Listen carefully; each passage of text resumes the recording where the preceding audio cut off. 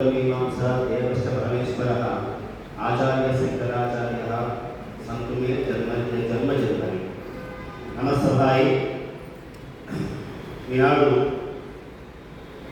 ఈ భానువాసరం ఆదివారం నాడు జగద్గురు పుష్పగిరి శంకరాచార్య మహాసంస్థానంలో జరుపుకుంటున్నటువంటి ఏదైతే తెలంగాణ విద్వత్ సమ్మేళనం అందులో కూడా జ్యోతిష పండితుల సమ్మేళనం వారి యొక్క సమాగమ సభ ఏదైతే ఉందో దానిలో పాల్గొనడానికి వారి వారి సిద్ధాంతాలను వారి వారి దృక్పథాలను రాబోయే ఏవైతే పండుగలు ఉన్నాయో ఆ పండుగల విషయాల్లో వారి వారి ఆలోచన ధోరణులు ఏవైతే ఉన్నాయో వాటిని సభలో ఉపస్థాపన చేయడం కోసం ఎవరైతే వచ్చి ఉన్నారో వారందరికీ కూడా సాధారణంగా పుష్పగిరి పీఠం స్వాగతం పలుకుతూ ఉన్నది. అలాగే కొన్ని కార్యక్రమాలు ఎక్కడ జరగాలో అక్కడ జరిగితేనే అన్నాం. ఎక్కడో జరిగేటంటే కూడా ఫంక్షన్ హాల్లో వేరే చోట్ల అయినలా కాకుండా కొన్ని కార్యక్రమాలు ఎక్కడ జరగాలో అక్కడ జరిగితే ధర్మం న్యాయం సముచితం కూడా. ఎందుకోసమంటే ఈ ఏదైతే పుష్పగిరి పీఠం ఏదైతే ఉందో ఇది ఒక అవిచ్ఛిన్న పరంపర. ఇందాకనే మనం విన్నాం బిరుదావిడిలో శ్రీశైల అనుభూతిగాది పుష్పపీఠాధీశ్వర. కాబట్టి ఒక్కొక్క సామ్రాజ్యం, ఒక్కొక్క రాజ్యం, ఒక్కొక్క ప్రాంతం, ఒక్కొక్క పీఠానికి ఏలుబడిలో ఉంటుంది, మనకు తెలిసిన విషయమే. అలాగా ఈ శ్రీశైలము, అలంపురము ఇలాంటి దేవాలయాలన్నీ కూడా నేటికి కూడా వైదిక పరంగా అంటే వేదోక్తంగా ఏవైనా కార్యక్రమాలు జరగాలన్నప్పుడు అవి జీర్ణోద్ధరణైనా ప్రతిష్ఠ అయినా ఏవైనా సరే వారు ఇప్పటికీ ఆశ్రయిస్తున్న పీఠం పుష్పగిరి పీఠం మాత్రం. దేవాలయం ఏదైనా ఒక ముహూర్త విచారణ చేయాలంటే మాత్రం ఆశ్రయించేది మాత్రం మళ్ళీ పుష్పగిరి పీఠాన్ని, వేరే అవకాశం లేదు. తిరుమల కలో వెంకట నాయక అని చెబుతూ ఉంటాం మనం. అలాంటి ఏదైతే ఆ కలియుగంలో వెంకటేశ్వర స్వామి వారు చాలా ప్రసిద్ధి పొందుతూ ఉంటారు. అంటే మనకి పురాణాలు చూసుకుంటే ఒక్కొక్క యుగంలో ఒక్కొక్క క్షేత్రం బాగా ప్రాచుర్యంలోకి వస్తుంది అని చెప్పాలి. కాబట్టి అలాగా కలియుగంలో వెంకటేశ్వర స్వామి వారు అంత ప్రాచుర్యాన్ని పొందితే అలాంటి విద్యానృసింహారెడ్డి స్వామి వారు ఉన్నప్పుడు ఇలాంటి సభలు చాలా జరిగాయి. ఇక్కడ ఉన్న పండితులు చాలా మంది తెలుసున్న విషయం. కాబట్టి వేదశాస్త్ర పరిషత్తు ఇవాళ రేపట్లో చాలా కార్యక్రమాలకి మా పీఠం శ్రీకారం చుట్టింది. సంప్రదాయ పాఠశాలలాగా సదాచార పాఠశాలలు అని పీఠంతో రాబోతూ ఉన్నాయి ఆచరికాలంలో. కాబట్టి వేదశాస్త్రాలకి వాటి పోషణకి కట్టుబడి ధర్మాన్ని మా వంతు అంటే పీఠం వంతు ఎంతవరకు కృషి చేసి కాపాడాలో అంతవరకు కాపాడడంలో మేము సఫలీకృతం అవుతున్నాము అని చెప్పడంలో ఏమాత్రం అతిశయోక్తి లేదు అనే విషయాన్ని తెలియజేసుకుంటూ ఉన్నాం స్వభావంగా.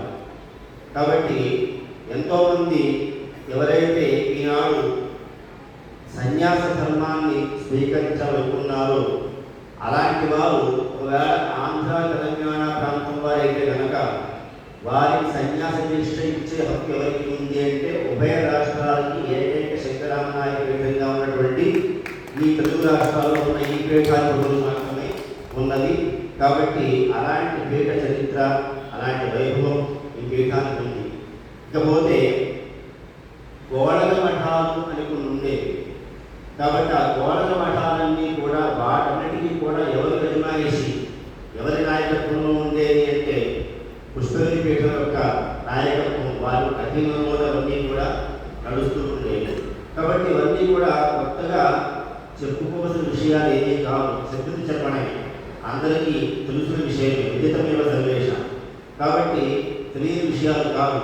కాబట్టి అలాంటి ఈ పీఠంలో 49వ పీఠాధిపతులుగా స్వామివారు ఉన్నప్పుడు ఆ వారి సమక్షంలో ఇలాంటి కార్యక్రమం జరగడం, అందులో కూడా పినాకిని తీరంలో వెలసిన పీఠం పుష్పగిరి పీఠం.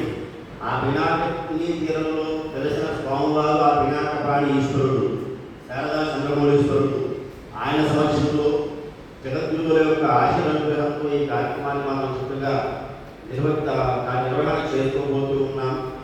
ఎందుకోసమంటే ఇంతమంది వేళ ఈ శీర్షిక ఏదైతే సభకు పెట్టారో విద్వత్ సమ్మేళనం అని చెప్పని, ఇందులో మాట ఏం చెప్పుకోవాలి అంటే విద్వానేవ విజానాతి విద్వజ్జన పరిశ్రమ. ఒక పండితుడే ఇంకొక పండితుడి యొక్క పరిశ్రమని ఆయన తాలూకా ఏదైతే పాండిత్యం ఉన్నదో దాన్ని గుర్తించగలరు. కాబట్టి అలాంటి ఒక ఇది చెప్పాలి అంటే సంఘటన కాదు, బహుశా కాసేపట్లో దీంట్లో వారు కూడా రావచ్చు, రావాలనే కోరుకోవాలి. ఎందుకోసమంటే వాదే జాయితే తత్వబోధ అని వాస్తవం బయటపడాలి అంటే ఒకరు చెప్పిన దాన్ని మాత్రమే వినడం వల్ల ఉపయోగం లేదు. పక్కవాళ్ళు ఎలా ఉండాలి అంటే పూర్వపక్షం సిద్ధాంత పక్షం రెండూ ఉండాలి. ఒక నిర్ణయాన్ని చేస్తున్నప్పుడు ఇలాగే ఎందుకు అవ్వాలి అనే ప్రశ్న అక్కడి నుంచి ఉత్పన్నం అవ్వాలి. ఆ ప్రశ్నకి సమాధానం రావాలి. అది సిద్ధాంతపరంగా ఉండాలి. అందుకోసం దానికి ఏముండాలి అంటే ప్రమాణం ఉండాలి. ఈవేళ ఈ సభా కార్యక్రమానికి ప్రమాణం ఉంది. ప్రమాణం ఏమిటి అంటే స్వామివారి పర్యవేక్షణలో మనం చేసుకుంటున్నాం, అదే గొప్ప ప్రమాణం. కాబట్టి ఎవరు పేరు పెట్టే అవకాశం కూడా లేదు. మేము పుష్పగిరి స్వామివారి మనుషుల్లో చేసుకున్నాము అంటే ఒక బాండ్ రాసినట్టు నీకు అయిపోయింది అక్కడ. కాబట్టి ఎందుకోసమైతే ఒక శాస్త్రంగా న్యాయమైన వేదాంతమైన వ్యాకరణమైన ఏదైనా తీసుకోండి, ఒక సిద్ధాంతం వ్యవస్థాపన చేయాలి అంటే ఏముండాలి అంటే పూర్వపక్ష విపక్షాలు రెండు కూడా ఉండాలి. అందువల్లనే మనం చెప్పుకున్నాం ఇందాక వాదే జాయితే తత్వబోధ.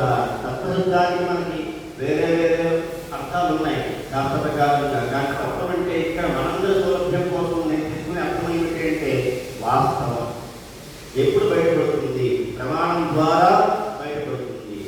ఏమిటా ప్రమాణాలు అంటే వేదా ప్రమాణం, హృదయ ప్రమాణం, ధర్మార్థయుక్తం వచనం ప్రమాణం, యస్య ప్రమాణం లభతే ప్రమాణం, కష్టస్య తుల్యా వచనం ప్రమాణం. కాబట్టి ఒక జ్యోతిషాన్ని నిరూపించాలి అంటే జ్యోతిష్ శాస్త్రంలో మనం గారు చూస్తూ ఉంటే చాలామందికి మాలాంటి వారు, మీలాంటి వారు కాదు, ఉపన్యాసములు లాంటి వారు కాదు, నాలాంటి సంస్కృత అధ్యాపకులు లాంటి ఎవరైనా సరే బ్రాహ్మణ వంశంలో పుట్టారు, కుటుంబంలో పుట్టారు, మీరు జ్యోతిషం చూస్తారండి, మా అమ్మాయి ఎప్పుడు పెళ్ళి చూస్తారా అని చెప్పంటారంటే శాస్త్రం అనేది బహుముఖ వ్యాప్తంగా ఉన్నది. అందులో చాలా శాస్త్రాలు ఉన్నాయి. అందులో వేదస్య ఎవరైతే ఉన్నారో వేద పురుషుడికి జ్యోతిషం అయనం చక్షు అని చెప్పారు. కాబట్టి ఇలాంటి ఇన్ని కళ్ళు ఇక్కడ అందరికీ, ఇక్కడ మీరు మా అందరినీ చూస్తూ ఉంటే జగద్గురు యొక్క ఏదైతే ఆ కన్ను ఉందో అది మిమ్మల్ని చూస్తూ ఉంది. కాబట్టి ఇలాంటి పీఠంలో, ప్రఖ్యాత పీఠంలో, ఉభయ రాష్ట్రాలకి శంకరామాయ పీఠంగా ఉన్నటువంటి ఈ పీఠంలో ఈ కార్యక్రమాన్ని జరుపుకోవడం చక్కటి వ్యవహారం, చక్కటి ఇది మంచి శోభని చేకూరుస్తుంది. కాబట్టి జ్యోతిష శాస్త్రం అంటే కన్ను అని చెప్పుకున్నాం. ఇవాళ రేపట్లో ఎలా ఉంది విమర్శ కాదండి. ఇది ఎలా ఉంది అంటే నక్షత్రాల పేర్లు, తిథుల పేర్లు వస్తే చాలు జ్యోతిష పండితులుగా చలామణి ముందుగా ఉన్నాయి. కాబట్టి ఎవరిని మనం నమ్మాలి, ఎవరిని నమ్మకూడదని కూడా తెలియని పరిస్థితిలో ఉంది. కాబట్టి ఇది గొప్పకి చెప్పడం లేదు, విమర్శ కాదు. నువ్వు రేపు పోతావు, ఎల్లుండి నువ్వు పోతావు అంటే జ్యోతిషం కాదు.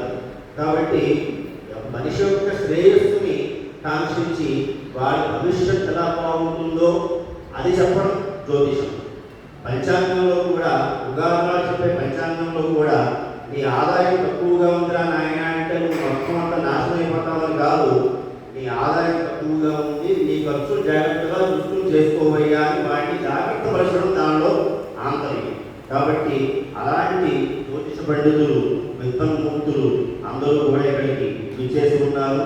ఈ సభలోనే మా పీఠం యొక్క ఆస్థాన జ్యోతిష పండితులు అందరూ కూడా అన్ని అంగాలతో ఉన్న పీఠం ఇది. కాబట్టి ఇక్కడ లేని వారు ఎవరు లేరు. ఆస్థాన కవులు ఉన్నారు, ఆస్థాన శాస్త్ర పండితులు నేనున్నాను, ఆస్థాన ఉపన్యాసకులు ఉన్నారు, ఆస్థాన జ్యోతిష పండితులు ఉన్నారు.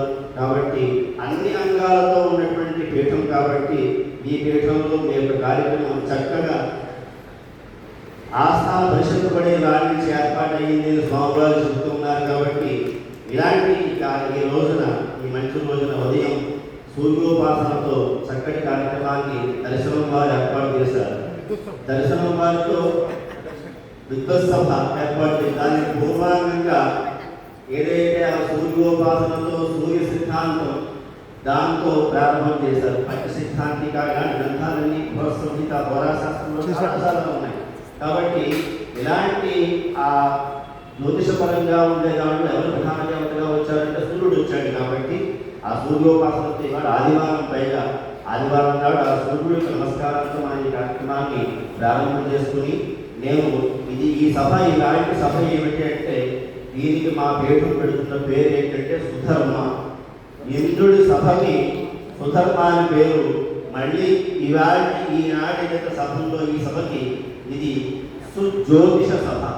కాబట్టి మంచి జ్యోతిష సభగా ఇది విరాజిల్లాలని, మంచి మంచి నిర్ణయాలు దీనిలో తీసుకోబడాలని, అందరి యొక్క దృష్టికోణం కూడా ఆవిష్కరించబడాలని చెప్పని మనస్ఫూర్తిగా తెలియజేసుకుంటూ మా ఆస్థాన కవులు ఎవరైతే ఉన్నారో వారు వారి యొక్క సందేశాన్ని అందిస్తారు.